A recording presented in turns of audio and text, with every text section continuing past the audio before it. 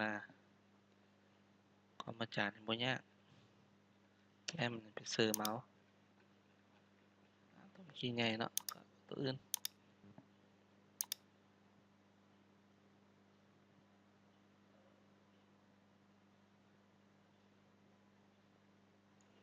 เนาะไว้นะขอให้วางให้มันครบนะให้เจ้าของเพิ่นรู้ตำแหน่งคันอยากประหยัดเวลาหลายขึ้นเราก็ไป import ตัวแล้วมาเลยนะสำเร็จรูปแล้วก็ export นี่คือตัวนี้เอาเข้ามาเนาะ export เข้าไปวางเอามาวางใส่แต่ละส่วนเพราะตัวนี้มันจะครบสุดเลยได้ตัวใดก็ง่ายเอาคือทางขี้เหงื่อเนาะกดตัว M แล้วก็มาวางใส่นี้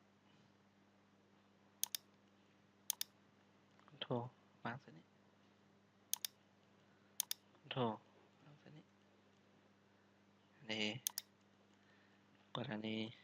เราอยากไปวางสมุดอื่นนำ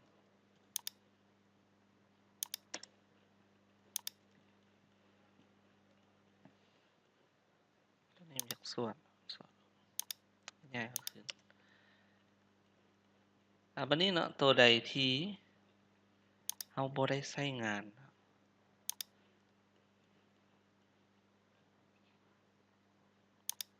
ตัวใดที่เฮาบ่ได้ใช้งานพยายามปิดออกเข้าใจเนาะ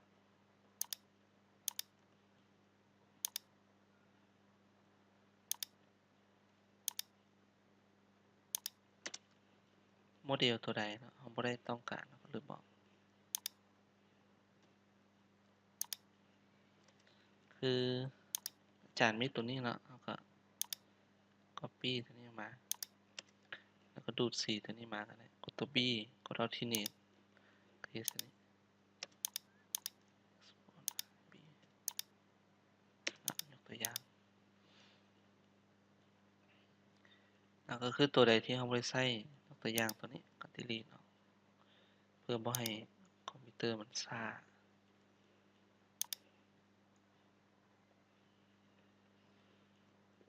จังสิจัดกลุ่มเป็นของแผ่นหนึ่งโอเคไปควบคุมลองเบิ่ง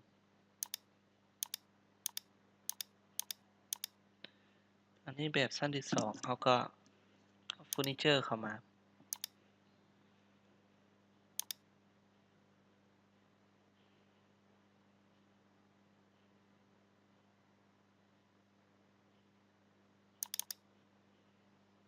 เฟอร์นิเจอร์นี่ก็คันเป็นห้องเขาก็เอาเตียงมาวางเตียงที่ว่าพับซะแบบนี้ก็ได้ก็วางใส่copy วางใส่นี้กดตัว Q เพื่อหมุน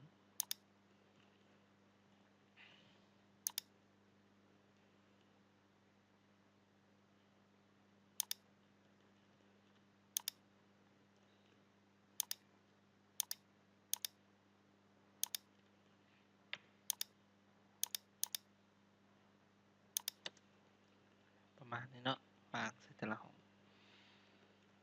ต่อมาก็ต้องมีตู้ import ตู้เข้ามา close set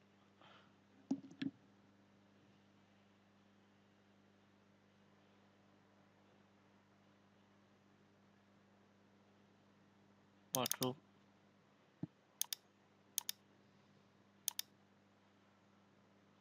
ตู้ต่างๆเนาะมาลองเลือกมันตู้เครื่องแบบนี้ลองเบิ่งเนาะ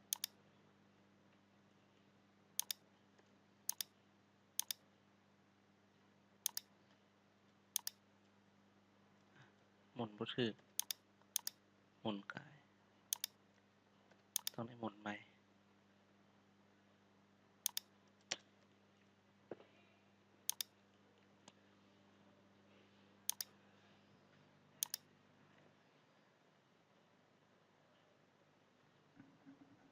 ห้องน้อยก็เลือกเอาตัวน้อยมาใส่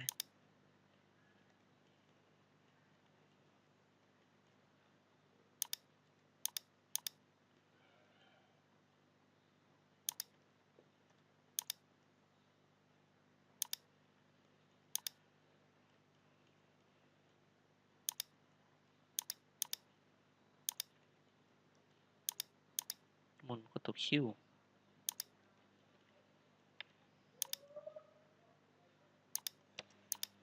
ยกตัวอย่างเนาะเห็นแบบนี้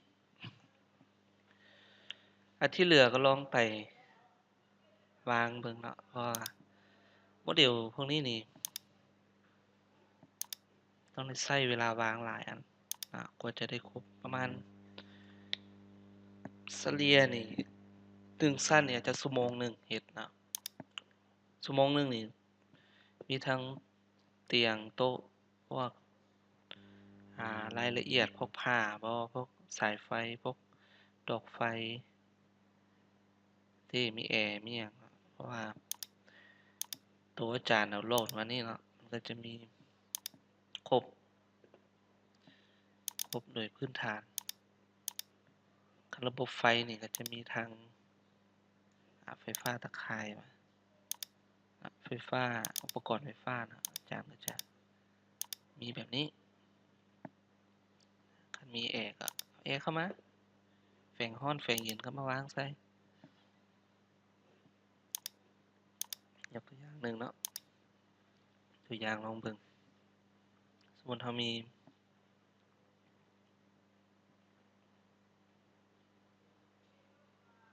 ธรรมดาอาจารย์แยกอีกนะ Air Conditioner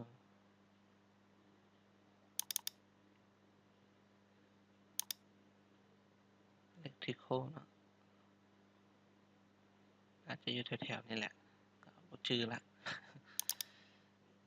ก็ตัวใดตัวหนึ่งก็ได้เนาะโซลาร์เซลล์ก็มีตู้เย็นก็มีเนาะประมาณนี้วันนี้เรามาเบิ่งต่อภายหลังที่เราผ่านจากเวียกตกแต่งอาจารย์สนใจตัวต่อมามันเวียกการวางตัวระเบียงเพราะว่าระเบียงนี่มันต้องมีหาว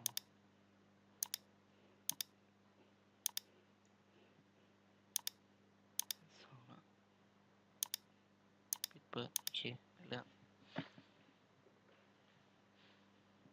จากก็สิปิดตัวแผ่น2แผ่น1ออกกดตัวนี้ปิดตัวถึงตัวหาวระเบียงแล้วก็เข้า import แล้วไปเลือกเอา balcony จะอยู่ตัวนี้ก็เลือกเลย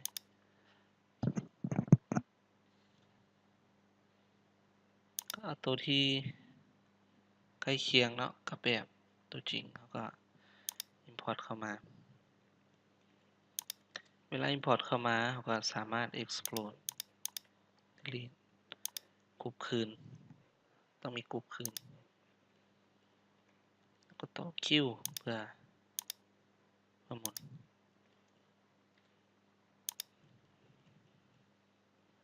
วางแถวๆนี้บ่นึกว่านอกอันนึง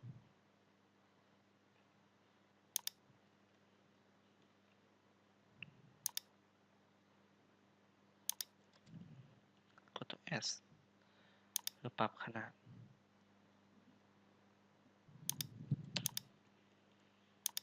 S 10 บาทนึงปรับขนาดลงมาตัวนี้กดตัว M เพื่อคัดลอกมาวางเส้นนี้จะแย่มาก็ได้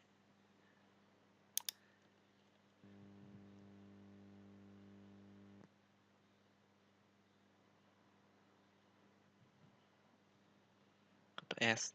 ก็ยูตัวนี้เข้ามายูเข้าตัวนี้ explode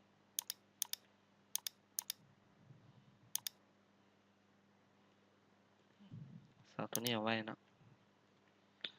เอาไว้แล้วย้ายคำในคืน ก็คล้ายคือกับการประกอบยังเหลือตัวนี้เนาะเอาก็เจาะอีกเท่านึงลืมเจาะ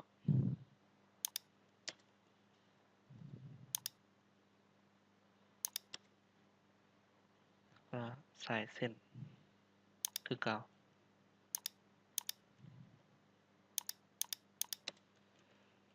ก็ถือว่าเราเฮ็ดผ่านมาเนาะใกล้ครึ่งทางแล้วยังเหลือเพียงแต่การประกอบประกอบหลังคาการเฮ็ดพื้น